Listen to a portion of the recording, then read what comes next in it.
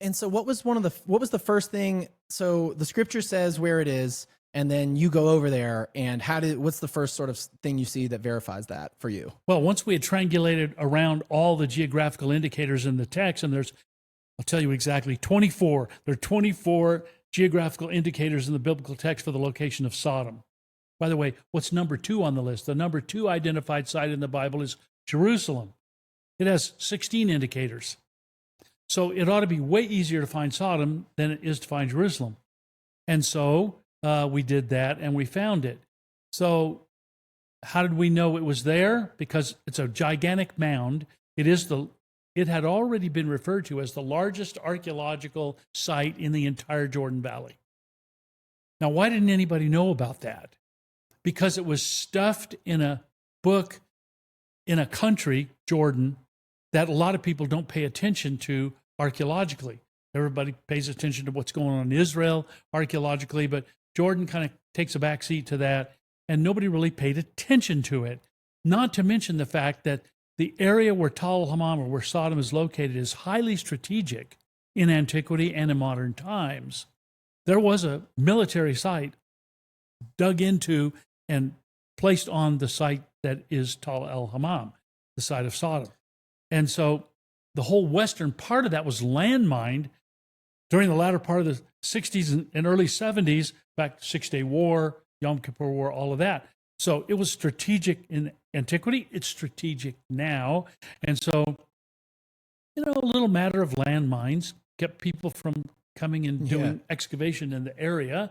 In fact, K. Prague from the University of Manchester actually excavated a site to the south of el-Hammam, which we now know is one of the satellites of the ancient city-state of Sodom. And she did a little excavation over on the far west end of el-Hammam, just kind of sent a team over there for a couple of days.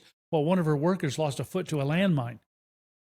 And they packed up and boogied. Were you nervous? Left, and nobody ever touched el-Hammam until, and that was in the late 1980s, early 90s.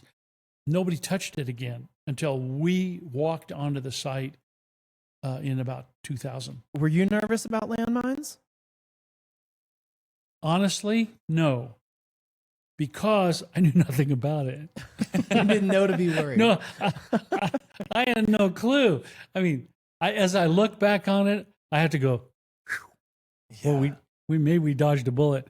When we first went up on the site, we took a team, there were 4 of us, my wife and I, and 2 friends of ours, and because we had gone over there just to check out the theory that we had gotten from the Bible in terms of its location. So we're on the ground checking all this out, and we're walking all over the site. We're going in and through the bushes and the banana fields, and we're everywhere all over the site. And we didn't know anything about landmines, never heard anything about landmines. And then over the next 5 years, as we worked on getting a permit to start the excavation, we had teams of 20, 50 people over the site, going everywhere, picking up sherds, surface sherds, looking at stuff, which is what you do in sort of the pre-excavation phase. You want to see what the ceramics tell you, and so I have everybody gathered up, bring it to us, and we look at it. We read the pottery.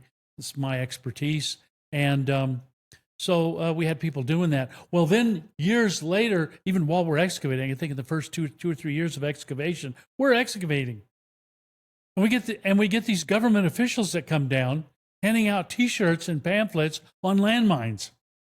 No way.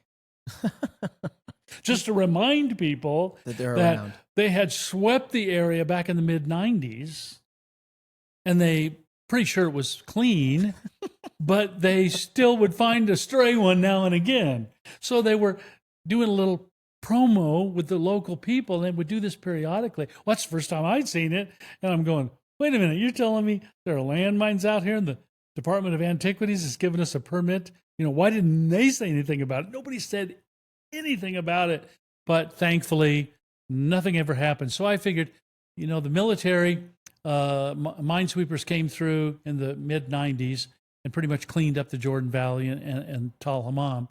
And whatever they didn't get, the sheep and the goats got.